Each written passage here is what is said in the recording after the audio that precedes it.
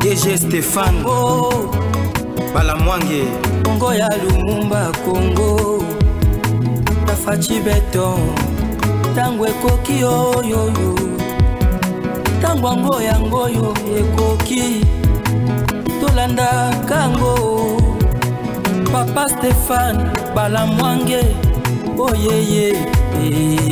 Bien, merci beaucoup mesdames, mesdemoiselles et messieurs.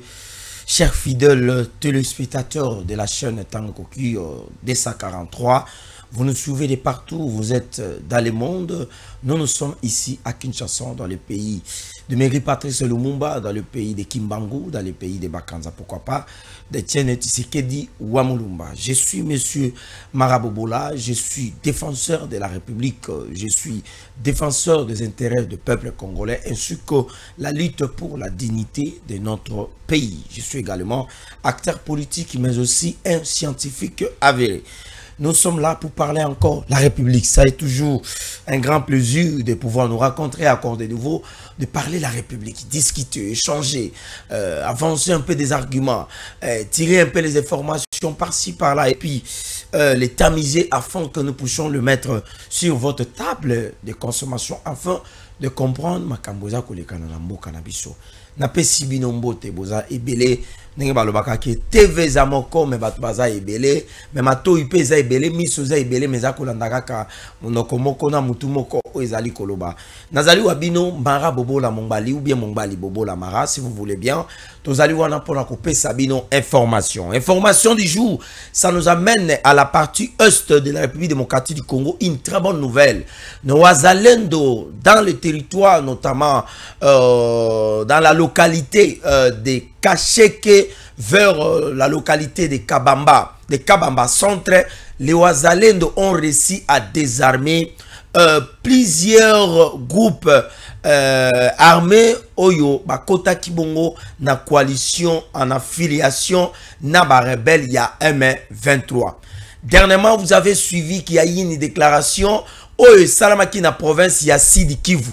Il y a eu au moins plus de 14 groupes armés Oyo Bakendaki officiellement il y a co-intégré mouvement rebelle Oyo Zali ya ba M23. Et dans cette déclaration, tout le monde qui va officier supérieur, Oyo Bazali ya mouvement rebelle ya M23, Bazala qui wana pona kuluka, ko pesa bango babengaka adhésion et puis acceptation ya demande na bango. Mais quelques temps après, les Wazalendo se sont mis dans le travail. Les compatriotes banamboka na niveau ya Wazalendo, na niveau ya Sud Kivu, tozali na localité ya Kacheke na ya Kabamba centre, ba Wazalendo balobi mabele ya bakoko ekokendete. C'est comme ça que les Wazalendo ont essayé quand même de lancer des assauts parce que problème est zalinini. Lorsque ba groupe armé wana bazalaki 14, tango balongo na 14 bango bakei ko faire convaincre ba groupe armé mususu bakoma ki bongo 18 na kati ya 18 wana ba travailler na collaboration na ba rebelle ya mouvement rebelle ya M23 ba yebisi bango esengeli to bana travailler na étroite collaboration, c'est-à-dire quoi? La tactique militaire o ezali ba mouvement rebelle ezala ki boye bango balobie ke na ba localité o ezali lointaine na ba localité o ezali mosika biso tokokoka te kotinda ba militaire na biso oyo bawuti Rwanda, oyo bawuti Goma, na oyo bawuti Kenya, na ba misuso bawuta Uganda, totinda bango na ba localité ezali ya mosika ya côté ya province ya Sud Kivu. Ça ne marchera pas. Biso tokobanda kozala kaka na niveau ya Bukavu. Na Bukavu wana nous allons siéger là-bas. Maintenant bino bokobanda siko kokende ko bundisa FARDC na ba Wazalendo na ba localité mususu o ezali ya musika na niveau ya nini, na niveau ya province ya Sud Kivu. Chose dite, chose faite par le groupe armé en collation ou alors en coalition avec le mouvement rebelle Yaba M23, RDS ainsi que AFC. Il y a nouveau rebelle, bande d'aventuriers, bande des escrocs, bande de sorciers contre la République, bande de gangsters, bande de Oezali, il y a ba chekoulé, na ba frappé, na ba pillé, ba volé. o bazali ko kende ko yiba ba minere na este ya République démocratique du Congo. Tango ba pesi bango misolo, bango pe balati ba teni, ba zupe manduki, ba pesi bango na bambongo. Bango pe bazwaka mbongo te bakoti na musala.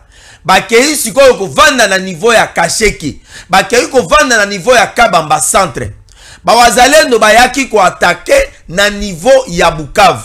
Tomonaki tolandaki na ba vidéo, tolandi na réseaux sociaux, tolandi na ba information que les wazalendo bakotaki na Bukavu. Oui, ces jeunes gens là bazali ba patriotes. Soki ezali na batu oyo ngai nazali ko pesa bango respect, considération pour le moment. Oyo bazali ko luka ko léguer un Congo fort comme bayemba na hymne national ya mboka na biso que notre postérité, notre prospérité, nous les léguerons à notre postérité. Les serments oyo biso to pesa na future génération. Bawazalendo bazali ko bunda pona ko léguer yango et pas na bana na biso. Atako za ko bota na États-Unis, atako bali américain, yebisaka yeke ngai nazali congolaise, yebisa bana na yo uboti ke ngai na uta Congo. Biso to uta Congo, Congo ya Lumumba, Congo ya Bakanza, Congo ezali ya Emery Patrice Lumumba, Congo o ezali ya Bakoko. Comment yoko kende? Parce que bali mondele ou bete la rabana na yo masolo ya Congo te. Donc makambo ya Congo yo inamboka. Siko dites-moi, biso ba oyo tondima ko vanda na mboka. Biso na ba Jésus Yankole, biso na ba Stéphane Balamwange, biso na ba Mama Denise Yankero tondima ko vanda na Congo. Est-ce que biso tuza bazoba non? Tango kei États-Unis, ata obwaki ngunda, yebaka ke ozana ngunda o babwaka yo originairement eza wapi eza na Congo. Yo kei kuna nde kobwaka ngunda. Mais awo eza na ngunda o yobotama déjà eza Congo. C'est comme ça que chers compatriotes, bawazalendo balobi te esengeli to fungola plusieurs fronts. Il y a de cela 2 jours, 3 jours passés. Bawazalendo bandai koluka nazo précision ya ba information oyo. Tango ba pesinga précision, voilà pourquoi to ye nango to lambi information, to lambi yango, to kalingi, to balusi et puis makambo nyonso esa nini ekei ekomi prêt yango omoni toza ko sala nini toza ko pesa bino. Chers compatriotes, les wazalendo bakei sikoyo lorsque les groupes armés le corps bazalaki 14 bakaboni na 7 groupes ya ba M23 bakei na niveau ya Kasheke, localité zali na Kasheke na niveau ya province ya Sud Kivu. 7 groupes ya ba M23 oyo na ba groupe armé bon tolo bake bakoma ki déjà ba M23 parce que tango bo sali une alliance na mouvement rebelle, c'est-à-dire yo po komi rebelle. Ata ozalaka pasteur, ata ozalaka mokati bilanga, ata oza taximen, au moment où on dit ko sala mouvement ko sala accord na ba rebelle yo pour komi rebelle. C'est comme ça bango bakei bazui localité ya Kasheke. Na niveau ya Kabamba centre ba M23 mususu bakei ko vanda wana. Ba wazalendo balobi bon, nous allons faire un repli stratégique. Na repli na biso tozali ko senga bibundeli. Pona ko kende ko déloger nano ba rebelle ya M23 na ba groupe armé ba oyoyo ba kendaki ko sala o ba benga alliance na ba M23. C'est comme ça que les wazalendo se sont retirés na niveau ya Bukavu parce que stratégie est zanini. Les wazalendo ont compris que lorsque nous libérons Bukavu et qu'il y a d'autres localités, il y a d'autres territoires qui ne sont pas encore libérés, nous risquons alors que nous soyons assiégés, que nous soyons encerclés et d'être tués na niveau ya Bukavu. Alors, qu'est-ce que nous allons faire?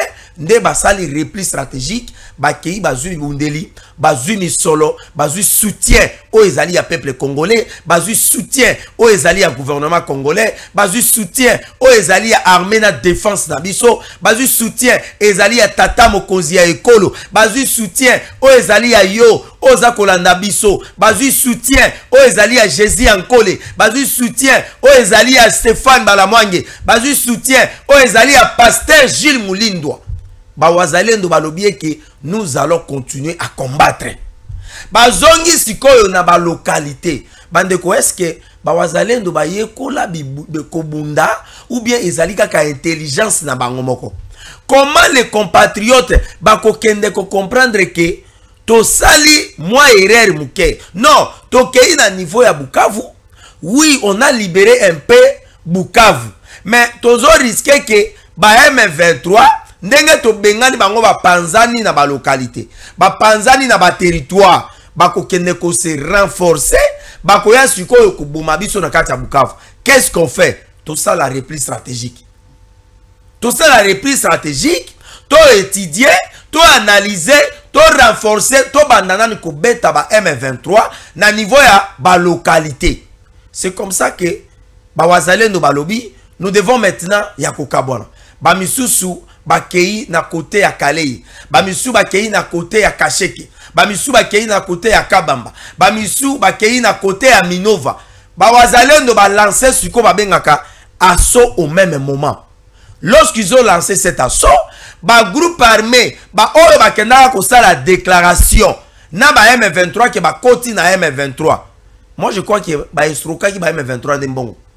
Parce que un mouvement terroriste tango bosali na bango alliance et que bozongi na zamba, bozoko kwa ko bundate, ezali haute trahison pour na bango. Mais ngai na avis na ngai, na ba analyse na ngai, moi j'ai compris que ba eskrokaki ba M23 ba pesi bango mbongo loko la bango bazali na misolo ebele. C'est comme ça que ba pesa bango mbongo ba kei awa siko za koloba awa. Bonne nouvelle comme na yebisi bino chers compatriotes, les wazalendo bazali ko désarmer 18 groupes armés oyo bazali na Kabamba centre et puis ba oyo bazali na kana niveau ya Kasheki na localité ya Kasheki. Ba wazalendo bakei bazali ko libérer sikoyo mboka. Bakei ba yebisi bango bon mekata ko beta lisasi te. N'osez même pas de tirer un seul coup dessus. N'osez même pas de placer vos armes dans une position d'attaque parce que togo éliminer bino. Ba wazalendo bakei ba encercler bango et directement au à la main ba yebisi bango bo déposer ba arme.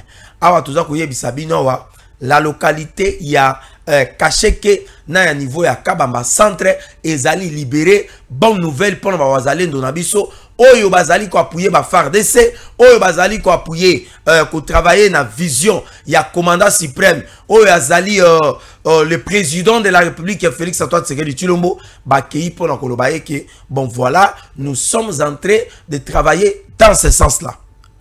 Bonne nouvelle encore, de l'autre côté, na côté à Uvira. Les M23 basala qui stratégie pour na koluka ko attaquer Uvira dans la nuit au ezalaki. Aujourd'hui nous sommes le 4e jeudi en colère. Dans la nuit au ezalaki à le 22 au 23. Ba wazalendo balingi ba attaquer Uvira. Ba M23 balingi ba attaquer Uvira. C'est comme ça que les wazalendo ba oyo ba déployer ki bango na niveau ya Uvira. Na ba FARDC, na ba policier na biso, le service à renseignement ya demi-ap. En tout cas, bravo, félicitations, na musala boza ko sala. Yo koleka na mission koloba ono demi-ap aza ko sala musala te, service à renseignement moko ekufa et pola te. Yonde mutozali mieux informé te. Tout na information ba yebisa yo. Alors dites-moi aujourd'hui na niveau ya Uvira, banani ba sauver Uvira et puis banani oyo ba kei ko désarmer ba ou M23 na niveau ya localité ya Kasheke et puis na Kabamba centre. Ce sont nos militaires oyo bazali appuyer na ba wazalendo. Bande ko balandi to lingaki to sukaka ke mboka ya Uvira ekoi na maboko ya banani ya ba wazali ya ba M23. Mais wa toza ko yebisa bino ba empêcher bango na côté ya Tanganyika bazali koluka pe ko kota, ça ne marche pas. Mesdames, mesdemoiselles et messieurs, la rébellion oyo mesenanga sali ezali rébellion moko ya Fwati, ezali rébellion moko ya Pombolo, ezali rébellion moko ya Malobe, ezana tina moko te. Tokoka ko comprendre que les M23 bazali en position de faiblesse. Lokola bazali en position de faiblesse. Awa wasikoyo bakei sikoyo na niveau ya Doha, bakei ko signon babengaka les accords non conjoints. Qu'est-ce qu'on appelle les accords non conjoints? Les accords non conjoints, ce sont des accords qui les deux parties s'étaient réunies Ils se sont échangés, ou soit chaque parti a présenté ses revendications, et après avoir présenté chaque revendication, il y a un seul parti, une seule partie, excusez-moi, qui a signé ce communiqué. Bango bakei kolobaye ke ezali communiqué ou ezali conjoint. Non, c'est un communiqué ou ezali non conjoint, parce que la République démocratique du Congo va signer biloko wanate. Mais autre chose ezali nini? Le gouvernement américain azali peut travailler. Makamoleki na doa. Il faut savoir que c'est les Américains qui va s'impliquer. Va s'impliquer, va bengi Kagame. Va yebisie que tozo pesa yo bref délai. Kagame nenge toza koloba awa. Azali na délai o ezali bref. Va yebisie et sengeli o retirer ba troupe na yo na est ya République démocratique du Congo. Ba yebisie to lingi to yo kate que il y a une présence, il y a une présumée présence, il y a ba militaire rwandais na Goma. Il y a une présence présumée au ezali ya ba RDF au yobazali na niveau ya nini na niveau ya Bukavu. Et comme les Américains au moment où tout ça koloba, la politique de Donald Trump ezali ba bengi yango la politique d'abord des Américains d'abord. D'abord les intérêts des États-Unis d'Amérique et le reste après. Liboso ba américain bazalaki na système o Kagame a koti na Goma ba beti kara. Oh non, Kagame a koti na Tanzanie et tali bangote. Pour le moment, ba américain ba komi kota la place oyo intérêt na bango ezali ya kovanda. Awa toza koloba awa. Accord wana ba kei ko signer soi-disant. O ezali kaka signé na batu ya nanga. Le gouvernement congolais a signé en côté pour na bango balobie que nous avons discuté désormais avec les M23. Non, personne n'a discuté avec les M23. Ils se sont rendus à niveau ya Doha. Bakei kuna délégation congolaise ezala quitté. Bango ba présenter cahier de charges. Mais na cahier de charges na bango eloko nini basengi. Totang eloko basengi. Mais entre-temps, Masque BC, est-ce que je peux prendre de l'eau, s'il te plaît? Est-ce que je peux prendre de l'eau? Si vous permettez, merci beaucoup.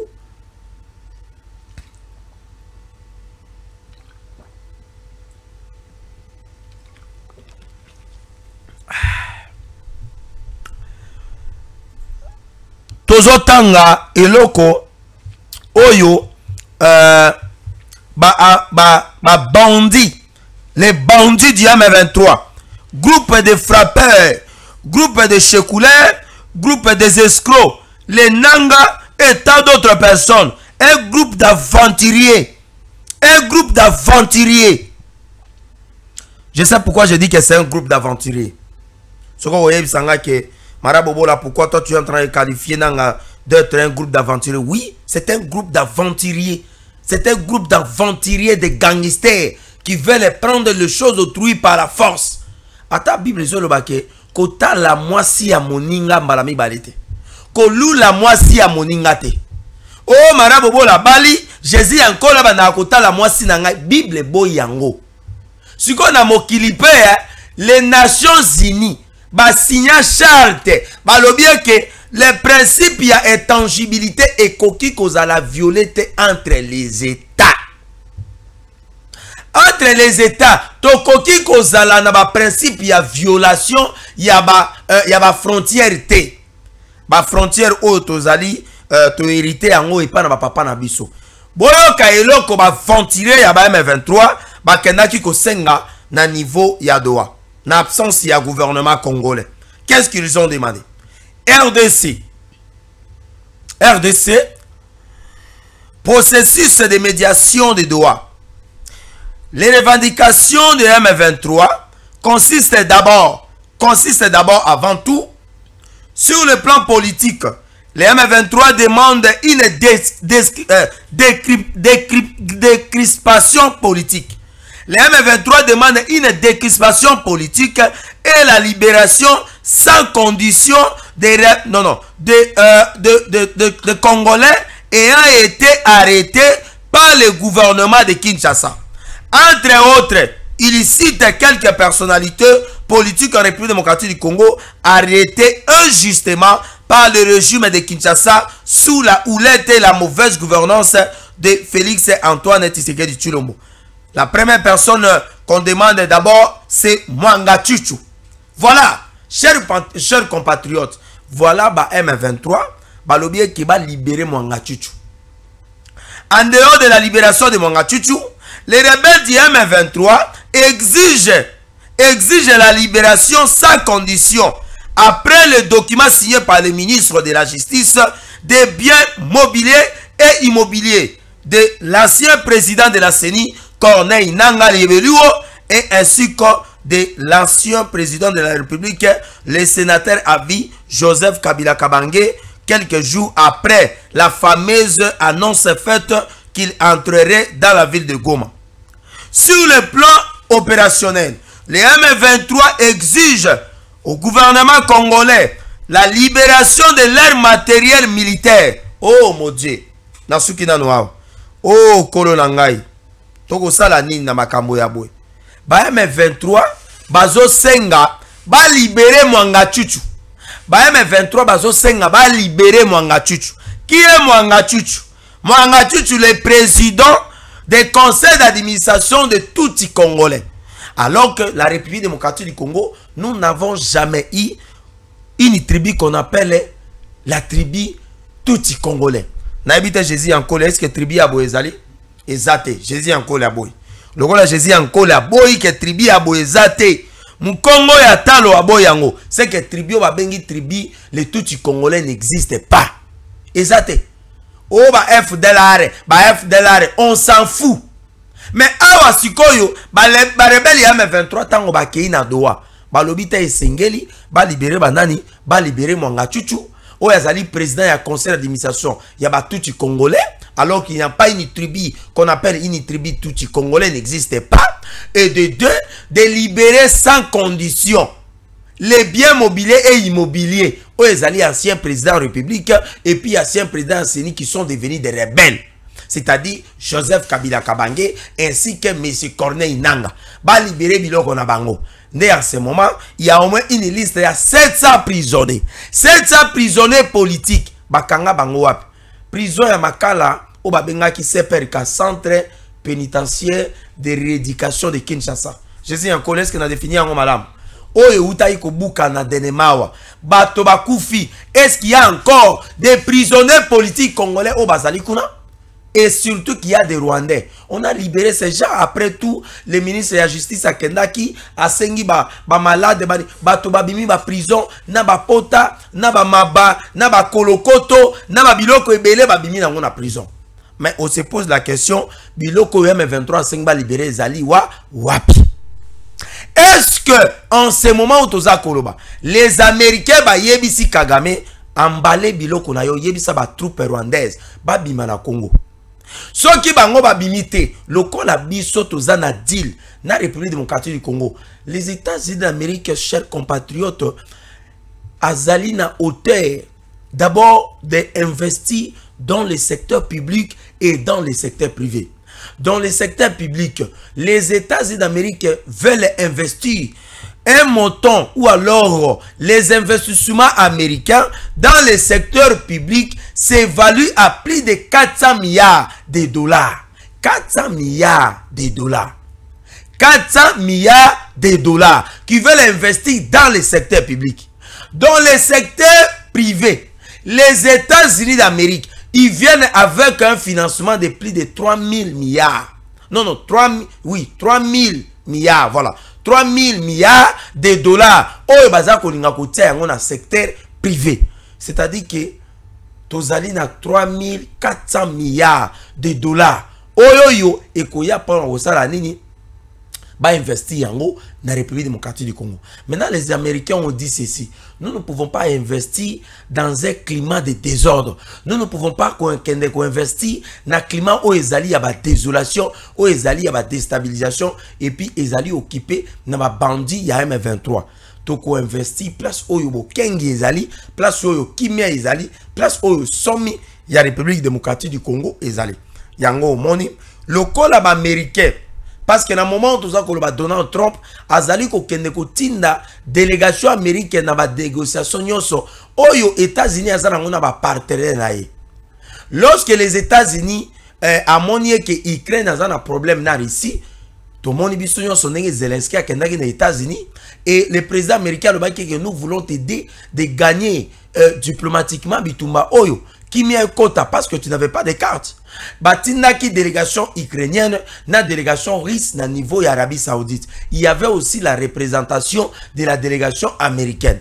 Cette fois-ci dans Makambo Etali Congo, les conflits qui opposent bêtement selon M. Kagame entre la partie congolaise et la partie rwandaise pour la Makambo Italie Est, les Américains cette fois-ci, après que le président congolais Bakutana na Prince Hakim Emir à niveau ya Emir ya Qatar, les États d'Amérique a tinda kipe délégation oyo ba wutaki koza niveau ya Doha. Yango moni ba Rwandais ba keyi ko sala document na ba lobie que c'était document oyo ezali signé conjointement. C'est faux. Nous le mettons, nous vous informons que c'est un document qui est signé seulement par la partie rwandaise. La partie congolaise n'étant pas signateur, n'étant pas signatrice de ces documents, alors ce document fait quoi? Tombe Kadik. Ezali Kadiosha et puis Ezali Lokuta Monene.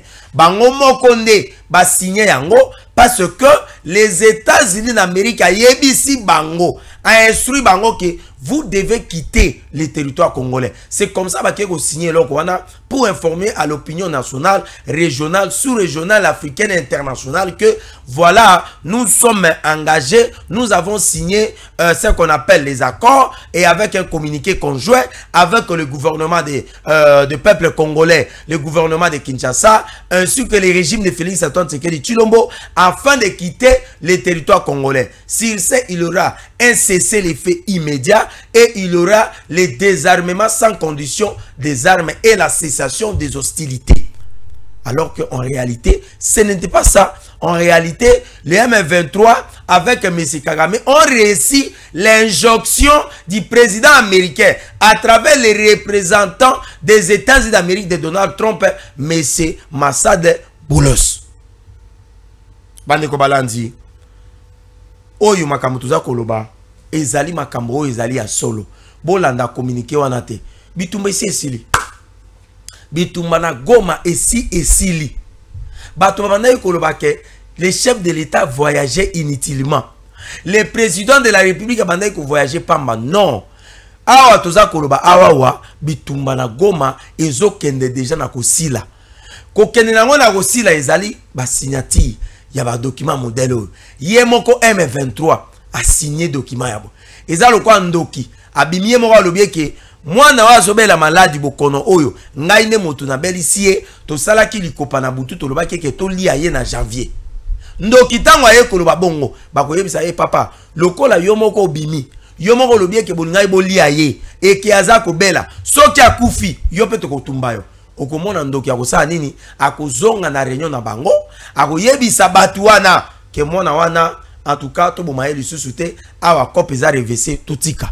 Tango na yebisa kibino ke il y avait des gens qu'on avait attrapé de faire la sorcellerie ni na niveau ya ville de Goma bondima kinga itele to suki wap bondoki ya M23 e monani maele mabe na bango e monani milimo mabe e monani yango eza na bato musu na mokili ba kotambola kwa ba kaina bato musu na mokili ba kotambola kwa ba kaina ezali lokola Kabila na Katumbi bakomi lokola ba kaina na mokili bazoye ba eloko ni ba koluka te molimo na bango ezali su na kimia te yango nazali ko senga na prophète Gilles Mulindwa mobeti mi pepe ya solo yakana no ko beta mi pepe pona bandeko yoyo babima mboka na ndenge na bango bakei ko se fait déclarer que non bango bazali ba exilé politique alors que mutabengana ki bango na mboka azate Katumbi abimia wake kotala match na Égypte tango akia akomi kuna il s'est autoproclamé comme un exilé alors qu'il y a un niveau à Bruxelles, na Anderlecht pour nous signer un accord entre le tout puissant Mazembe na Anderlecht pour nous koluka kosala makambo Italie football. A comme kuna lobby c'est une bonne occasion, c'est une passe en or na profiter na se déclarer exilé politique. A kenena ndinga koma koyenga yenga. Kabila bimia wa akatimini. Muta benga ki Kabila abengani Kabila na mboka zate. Kabila se déguisé le kola mwasi oya zana zemi na kabelo na suki na saki na robe na yebite ale na lipapa yewa na zako bima azako kenda nzela ya Zambi Kabila kei awa siko makambo toza koloba wake eloko baza koluka esenge basali na nzambe batia bango maboko yango na lobeke mon prophète Gilles Moulindwa oyo azali le docteur Gilles Moulindwa ya église pentecôtiste lumière du monde yaka kobeta nano mipepe ya mabe oyo esimbi bato oyo mibale oyo baya kozonga na mboka baya na mayele balobi eke bango bagere mboka pendant 18 ans mais baya bagere ba accompagner chef de l'état batika makambo kosimba minduki bandeko balandi la guerre dans l'est ezui tournir mosusu tozolinga ko dénoncer information moko oyo tozwaki awa na niveau ya chaîne na biso balobi eke il y a des militaires belges au Congo. Est-ce que c'est vrai qu'il y a des militaires belges au Congo? Est-ce que c'est vrai qu'il y a des militaires belges au Congo? Je ne pense pas. Totanga ki document moko wa ba yebisi biso que le militaire belge baza na Congo. Alors un document nous dit ceci: la prétendue arrivée de militaires belges en République démocratique du Congo n'est pas du tout un fait vrai. Aujourd'hui, l'ennemi travaille contre la République démocratique du Congo. Certes, la République démocratique du Congo a la liberté de signer les alliances et les accords militaires et d'armement avec n'importe quel pays au monde étant son statut de souveraineté. Mais cette fois-ci, l'ennemi a tapé à côté en vilipendant l'armée belge de pouvoir quitter la Belgique afin de venir appuyer les FARDC qui est appuyé par les Wazalendo dans la partie orientale afin de pouvoir bouter dehors les ennemis de la République de M23. La Belgique n'a pas déployé en ce moment 300 soldats, ni des chars, ni des bateaux de guerre, ni des tennis, ni de ses instructeurs à l'Est République démocratique du Congo afin de pouvoir contribuer à la stabilité et à la paix dans cette partie de la République démocratique du Congo.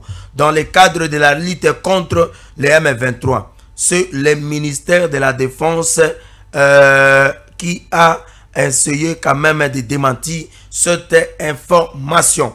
Alors, mesdames, demoiselles et messieurs, l'armée belge n'est pas au Congo. Donc, tu peux suivre nos informations. Ezali information oyo biso tozuyango nanzela ya singa. Alors, autre information, nous allons chiter par là. Nous allons chiter avec ici Marche KBC. Marche KBC, nous risquons de citer ici. Autre information. Eric Prince, le patron d'un groupe paramilitaire américain, l'ancien général de l'armée américaine, déclare ceci: le M23 est égal à l'armée rwandaise RDF à Goma ainsi qu'à Bukavu. Moto Yoazali Eric Prince, Oyazali patron ya mouvement bazali kobenga Blackwater. Blackwater ezali un groupe paramilitaire o ezali na niveau ya États-Unis d'Amérique. Aucun groupe paramilitaire au monde n'est égal, n'est supérieur à ce groupe armé. Ils travaillent dans le domaine militaire, ils travaillent dans le domaine sécuritaire et les États-Unis d'Amérique collaborent aussi avec ces groupes en les déployant un peu partout où il y a des conflits au monde. Lorsque les États-Unis d'Amérique se trouvent nécessaire d'envoyer ces troupes afin d'intervenir. Alors, ce groupe de Blackwater de M. Eric Prince, lui-même le patron, a déclaré que le M23 est égal à l'armée rwandaise. Et il a donné l'historique que non, le M23, c'est une milice de l'armée rwandaise. C'est M. Eric Prince qui a dit ça. Il a confirmé que le M23, c'est une milice de l'armée rwandaise.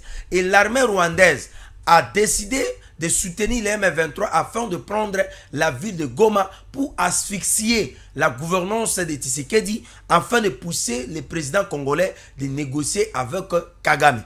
Et M. Eric Prince le dit clairement que lorsque les M23 ont voulu entrer ou intégrer en violation flagrante de la Charte des Nations Unies sur le principe de souveraineté ainsi que de tangibilité des frontières, les M23 n'ont pas pu, ou les M23 n'a pas pu d'entrer à Goma. C'est comme ça que l'armée rwandaise avait décidé d'entrer à Goma afin de pouvoir chasser les FARDC à Goma pour prendre la ville de Goma.